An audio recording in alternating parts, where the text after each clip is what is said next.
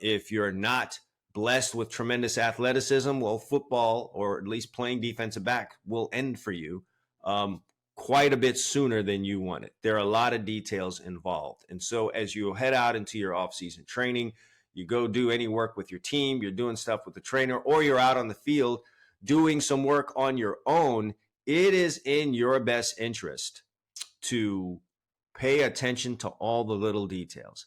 If you happen to have a trainer or a coach that's talking to you, don't ignore the words that are coming out of his mouth. And you guys have got to understand this. And this is something you don't always pick up to or warm up to when you're a player, is that your coach is seeing your body. He's seeing what you're doing, and he's giving you feedback immediately. You might not want to hear it because sometimes you get frustrated from doing something over and over incorrectly, but he's actually seeing you. So it's in your best interest to take him at his word. If he says you're not low enough, you're probably not low enough. I can't tell you how many times I've cut the film on and saw myself on film and didn't realize I did something or didn't realize I was doing something. And, I might have been coached to do something different and I felt like I was doing it. And then when I cut the film on and look at it, it's like, oh, I am a little bit too high, or I am, my shoulder is closed, or I was looking at the wrong thing. It's very difficult in real time to understand what it is that you're doing. Now, I will say this, the better awareness you have in real time, the better player you are going to be.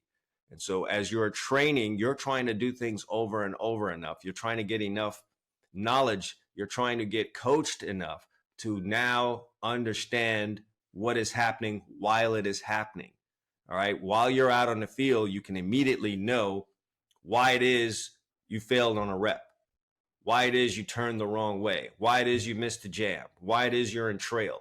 The more you train, the more coaching you absorb from the people that are helping you, the better you are going to be at correcting your own mistakes live in game. All right. If you don't accept that coaching and if you don't train yourself enough, you will make mistakes on the field. You won't be able to correct them. It will take a whole series for you to get to the sideline. And if your coach happened to see what happened to you in a game, he may or may not, God forbid, you might have been on the other side of the field for the entire series and he didn't see, all right?